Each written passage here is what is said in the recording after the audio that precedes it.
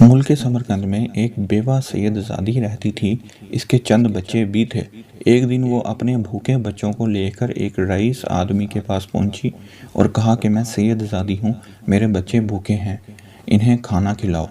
وہ رئیس آدمی جو دولت کے نشہ میں مخمور اور برائے نام مسلمان تھا، کہنے لگا کہ تم اگر واقعی سید زادی ہو تو کوئی دلیل پیش کرو۔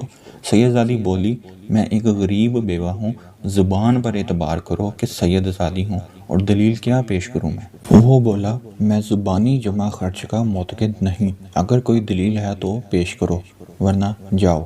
وہ سید زادی اپنے بچوں کو لے کر واپس چلی آئی اور ایک مجوسی رئیس کے پاس پہنچی اور اپنا قصہ بیان کیا۔ وہ مجوسی بولا، محترمہ، اگرچہ میں مسلمان نہیں ہوں، مگر تمہاری سیادت کی تعظیم و قدر کرتا ہوں، آؤ اور میرے ہاں ہی قیام فرماؤ، میں تمہاری روٹی اور کپڑے کا ضامن ہوں۔ یہ کہا اور اسے اپنے ہاں ٹھہرا کر اسے اور اس کے بچوں کو کھانا کھلایا اور ان کی بڑی خدمت کی۔ رات ہوئی تو وہ برائے نام مسلمان رئیس سویا تو اس نے خواب میں حضور سرور دو عالم صلی اللہ علیہ وسلم کو دیکھا، جو ایک بہت بڑے نورانی محل کے پاس تشریف فرما تھے۔ اس رئیس نے پوچھا، یا رسول اللہ صلی اللہ علیہ وسلم، یہ نورانی محل کس کے لیے ہے؟ حضور نے فرمایا، مسلمان کے لیے۔ وہ بولا، تو حضور میں بھی مسلمان ہوں، یہ مجھے عطا فرما دیجئے۔ حضور نے فرمایا، اگر تو مسلمان ہے تو اپنے اسلام کی کوئی دلیل پیش کر۔ وہ رئیس یہ سن کر بڑا گھبرایا۔ حضور نے پھر اس سے فرمایا، میری بیٹی تمہارے پاس آئے تو اس سے سیادت کی دلیل طلب کرے اور خود بغیر دلیل پیش کیے اس محل میں چلا جائے، یہ ناممکن ہے۔ یہ سن کر اس کی آنکھ کھل گئی اور بڑا رویا، اور پھر اس سید زادی کی تلاش میں نکلا تو اسے پتہ چلا کہ وہ فلاں مجوسی کے گھر قیام پذیر ہے۔ چنانچہ اس مجوسی کے پاس پہنچا اور کہا کہ 1000 دینار لے لو اور وہ سید زادی میرے سپرد کر دو۔ مجوسی بولا، کیا میں وہ نورانی محل صرف 1000 دینار پر بیچ دوں؟ ناممکن ہے۔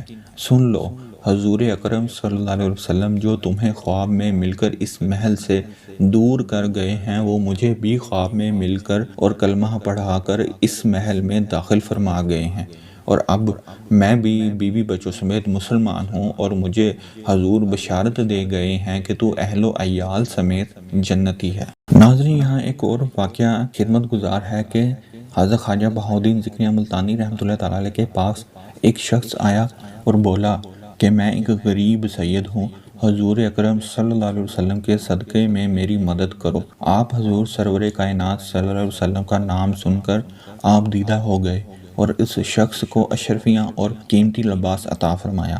جب وہ شخص چلا گیا تو لوگوں نے عرض کی، یا حضرت، وہ تو فلاں علاقے کا کمہار تھا۔ تو حضرت بہاؤالدین ذکریہ ملتانی رحمۃ اللہ تعالیٰ علیہ بولے، ہاں مجھے معلوم تھا، مگر اس نے سرکار رسالت مآب صلی اللہ علیہ وسلم کا صدقہ مانگا تھا تو میں کیسے انکار کر سکتا تھا۔ ان بیان کردہ حکایات میں ہمارے لیے حکمت بھرا سبق پوشیدہ ہے کہ ایک طرف برائے نام مسلمان اس خدمت اور نسبت کی دولت سے محروم رہ جاتا ہے، جبکہ مجوسی کو اللہ رب العزت دیدار مصطفیٰ صلی اللہ علیہ وسلم کے ساتھ ساتھ ایمان اور جنتی محل بھی عطا فرماتا ہے۔ اور سیدنا بہاؤالدین ذکریہ ملتانی رحمۃ اللہ تعالیٰ علیہ کی سیرت سے بھی سادات کرام کے ادب کا پتہ چلتا ہے کہ ضروری نہیں کہ وہ شخص جھوٹا تھا، دراصل سرکار دو عالم صلی اللہ علیہ وسلم کی نسبت کی بات ہے، اور دلیل طلب کرنے والا برائے نام مسلمان بھی جنت سے محروم رہ گیا، اور نسبت رسول کا لحاظ کر کے بغیر دلیل کے بھی تعظیم و ادب کرنے والا ایک مجوسی بھی دولت ایمان سے مشرف ہو کر